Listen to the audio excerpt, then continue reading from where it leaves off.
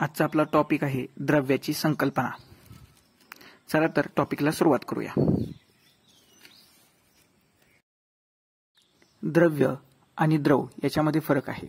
Matter म्हणजे द्रव्य, विश्वामध्ये असणारी प्रत्येक वस्तू, जसे की टेबल, खुर्ची, बॉल, फ्रीज, या प्रत्येकाला आपण द्रव्य असं म्हणतो, म्हणजे मॅटर असं म्हणतो। द्रव्याला वस्तुमान आणि आकारमान असतं।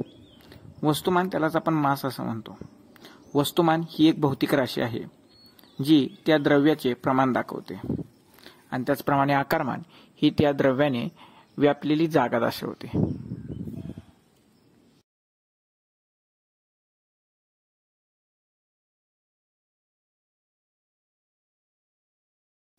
या द्रव्याचे दोन प्रकारात वर्गीकरण केले जातं। एक आहे भौतिक आणि दुसरा आहे ते म्हणजे रासायनिक। भौतिक वर्गीकरणामध्ये एकूण 5 प्रकार येतात। स्थायू, द्रव, वायू, आयनायू, त्यालाच आपण प्लाझ्मा असं म्हणतो, आणि त्याच प्रकारे BEC म्हणजेच बोस-आइन्स्टाईन कंडेन्सेट। यापैकी जे पहिले 4 प्रकार आहेत ते नैसर्गिक निर्मित आहेत, आणि शेवटचा जो 5वा प्रकार आहे तो मानव निर्मित आहे। त्याचप्रमाणे रासायनिक वर्गीकरणामध्ये मूलद्रव्य, संयुगे आणि मिश्रणे असे 3 प्रकार पडतात। द्रव्याची आता आपण पहिली अवस्था बघू, ती म्हणजे स्थायू, त्यालाच आपण सॉलिड असं म्हणतो। याचे वेगवेगळे गुणधर्म आहेत, ते गुणधर्म आपल्याला क्रमाक्रमाने पाहायचे आहेत। सर्वात पहिला गुणधर्म आहे ते म्हणजे इनकॉम्प्रेसिबल। स्थायू हे इनकॉम्प्रेसिबल असतात, म्हणजेच त्यांच्यात असंपिड्यता हा गुणधर्म असतो। त्यांच्यात रिजिडिटी असते, साहजिकच आहे, इनकॉम्प्रेसिबलनेस आहे म्हणजेच रिजिडिटी असणारच, त्यालाच आपण दृढता असं म्हणतो। त्यांच्यामधील 2 कणांचं अंतर हे एकमेकांच्या अतिशय जवळ असतं, म्हणजे फार कमी असतं, म्हणजेच अंतररिन्युएबल हे अतिशय जास्त असतं। इलेस्टिसिटी हा देखील त्यांच्यातला एक महत्वाचा गुणधर्म आहे। उदाहरणार्थ रबर ताणला की परत आपल्या जागेवरती परत येतो, त्यालाच मराठीमध्ये स्थितिस्थापकता असं देखील म्हणतात। दुसरं आहे ते म्हणजे प्लॅस्टिसिटी, त्याला आपण अकार्यता असं म्हणतो, म्हणजे अशी गोष्ट जी ताणल्यानंतर परत आपल्या मूळ जागेवरती येत नाही, त्याला आपण अकार्यता किंवा प्लॅस्टिसिटी असं म्हणतो। थोडक्यात म्हणजे स्थायूमध्ये इनकॉम्प्रेसिबलनेस, रिजिडिटी, इलेस्टिसिटी, प्लॅस्टिसिटी या प्रकारचे गुणधर्म असतात। शिवाय त्यांच्यामध्ये अंतररिन्युएबल हे सर्वात जास्त असतं, 2 कणांमधील अंतर फार कमी असतं। हे स्थायूची वैशिष्ट्ये आहेत।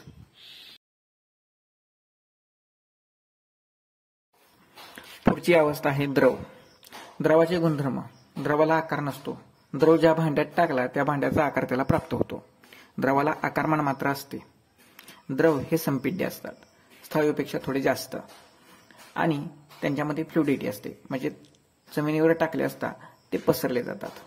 त्यांच्यातील 2 कणांमधील अंतर हे स्थायूंपेक्षा थोडं जास्त असतं, म्हणजेच त्यांच्यातील अंतररिन्युएबल हे फार कमी असतं।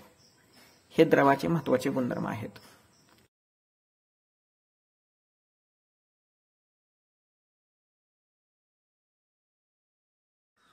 पुढची अवस्था आहे ती म्हणजे वायू।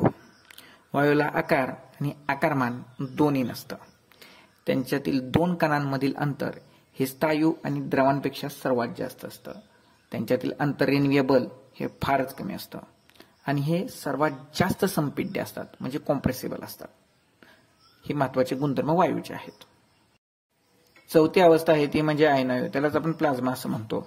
वायूला अति जास्त तापमान दिले असता त्याच्यातील पॉझिटिव्ह आयन्स आणि इलेक्ट्रॉन हे वेगळे होतात, म्हणजेच त्याच्यावरती प्लस मायनस चार्ज तयार होतात आणि आयन्स तयार होतात। याच अवस्थेला आपण आयनायू किंवा प्लाझ्मा असं म्हणतो। ही अवस्था आपल्याला सूर्याच्या पृष्ठभागावर असलेली दिसून येते। यांची महत्वाची उदाहरणं म्हणजे विजाचं चमकणं, त्याचप्रमाणे ऑरोरा लाईट ही या आयनायूची अतिशय महत्वाची उदाहरणं आहेत। खाली काही नोबेल गॅस दिलेले आहेत, त्या नोबेल गॅसमुळे कोणते कोणते कलर प्राप्त होतात हे देखील दिलेलं आहे, ते नोट करून घ्या, कारण कंबाईनला यावरती बरेच प्रश्न येऊन गेलेले आहेत।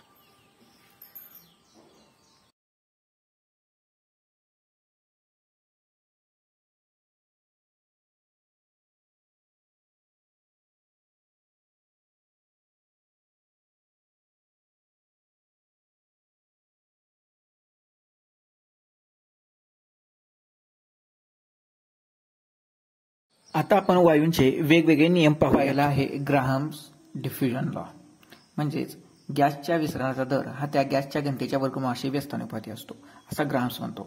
2 बॉल घ्या. एका बॉलमध्ये हायड्रोजन गॅस आहे, एका बॉलमध्ये कार्बन डायऑक्साईड गॅस आहे. हायड्रोजन गॅस हा कार्बन डायऑक्साईडपेक्षा हलका आहे. जर का दोन्ही बॉल जर का आपण छेद केले तर सर्वात प्रथम हायड्रोजन गॅस वाला जो बॉल आहे तो डिफ्यूज होईल, तो बारीक होईल. का? कारण हायड्रोजन गॅसचं मॉलिक्युलर वेट कार्बन डायऑक्साईडपेक्षा फार कमी आहे. हाच हा नियम सांगतो. आता सर्वात महत्त्वाचं जे आपण पुढे जाऊन गॅसचे 3 नियम पाहणार आहोत, म्हणजे बॉयल्स लॉ, चार्ल्स लॉ आणि गे-लुसॅक लॉ. हे 3 नियम पूर्णपणे दाब, तापमान आणि आकारमान या 3 घटकांवरती अवलंबून आहेत. सर्वात पहिल्यांदा बघूया आपण बॉयल्स लॉ. बॉयल्स लॉ म्हणतो वायूचे तापमान स्थिर असताना वायूचा दाब हा वायूच्या आकारमानाशी व्यस्त अनुपाती असतो. म्हणजे वायूचा दाब वाढवला असता त्याचं आकारमान कमी होतं आणि दाब कमी केला असता आकारमान वाढतं. पुढचा आहे चार्ल्स लॉ. चार्ल्स लॉ काय सांगतो की चार्ल्स लॉ मध्ये वायूचा दाब स्थिर असताना वायूचं तापमान हे त्याच्या आकारमानाशी समानुपाती असतो. म्हणजेच तापमान वाढवलं असता आकारमान वाढते, तापमान कमी केलं असता आकारमान कमी होते. उदाहरण, बाजूला बघा 2 बॉटल्स आहेत, त्याच्यावरती 2 फुगे लावलेले आहेत. एका बॉटल्समध्ये गरम पाणी आहे आणि एका बॉटलमध्ये गार पाणी आहे.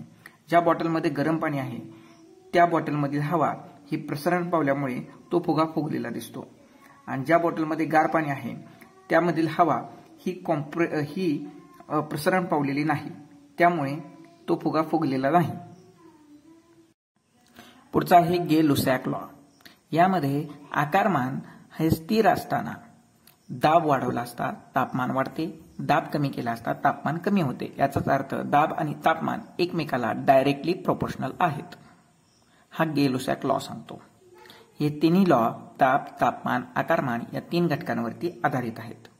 यामध्ये एक घटक स्थिर ठेवून उरलेले 2 घटक हे एकमेकांशी रिलेशन दाखवतात. हाच यामधील महत्त्वाचा नियम आहे.